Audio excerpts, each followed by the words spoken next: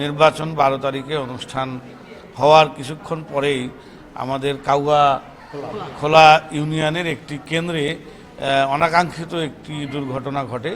আমাদের ওখানে স্ট্যাটিক দায়িত্বরত একজন পুলিশ সদস্যের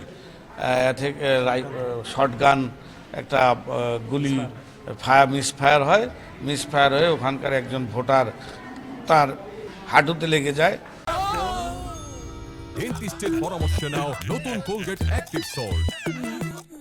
তিনি আহত হন, তিনি হসপিটালে আছেন।